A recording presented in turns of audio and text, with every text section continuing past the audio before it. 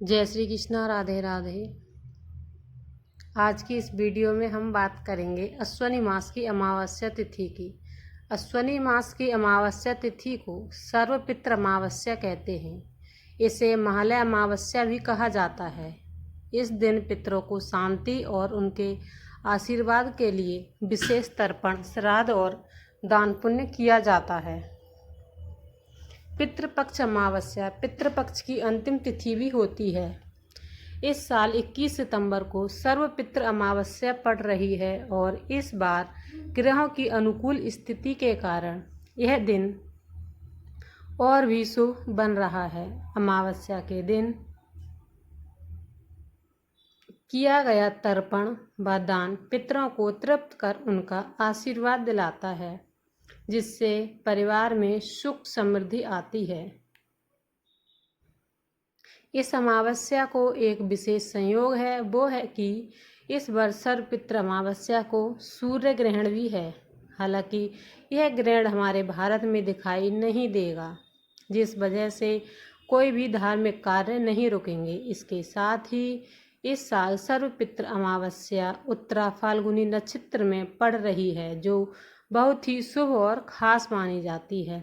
साथ ही इस बार पितृपक्ष का शुभारंभ चंद्र ग्रहण से शुरू होकर और सूर्य ग्रहण पर समाप्त हो रहा है। इस खास समय पर पितरों की तर्पण और श्रद्धा करना बहुत फलदायी होता है। श्राद्ध करने से पूर्वजों को शांति और मोक्ष मिलता है और परिवार में सुख शांति बनी रहती है। तो सर्वपितृ अमावस्या का शुभ मुहूर्त है।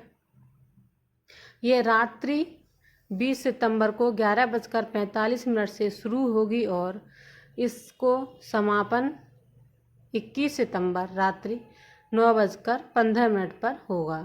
तर्पण व पिंडदान के लिए उत्तम समय 21 सितंबर को प्रातः 6 बजे से दोपहर 12 बजे तक रहेगा। स्नान दान का समय 21 सितंबर को दिन भर अमावस्या का स्नान दान किया जा सकता है।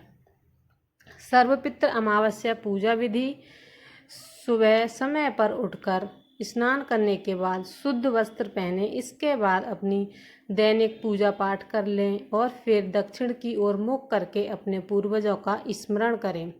ध्यान से उनका नाम लेकर उन्हें याद करें और उनके लिए मंगल कामनाएं करें। इसके बाद उनका तर्पण करें। तर्पण सामग्री और विधि के लिए कुछ सामग्री है।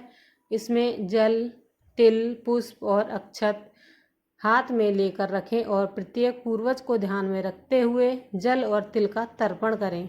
इस समय मन में केवल उनके कल्याण और उनकी आत्मा की शांति की भावना रखें। घर में खीर, पुए, पूड़ी, सब्जी और फल आदि बनाकर पितरों को अर्पित करें। यह भोजन उनके पुण्य के रूप में जाता है। अर्पित करते समय मन में ये भावना रखें कि यह पूर्वजों के लिए भोग है। ब्राह्मणों या जरूरतमंदों को भोजन कराएं और वस्त्र, दाल, तिल, गुड़ आदि सामग्रियों का दान करें। दान करने से पितृदोष शांत होता है और परिवार में सुख शांति बनी रहती है। पितृपक्ष के कुछ उपाय हैं, आप उन्हें भी करके अपने घर में सुख शांति बना सकते हैं। तुलसी में जल अर्पित करें और तुलसी के पौधे के पास जल चढ़ाकर पितरों के लिए प्रार्थना करें।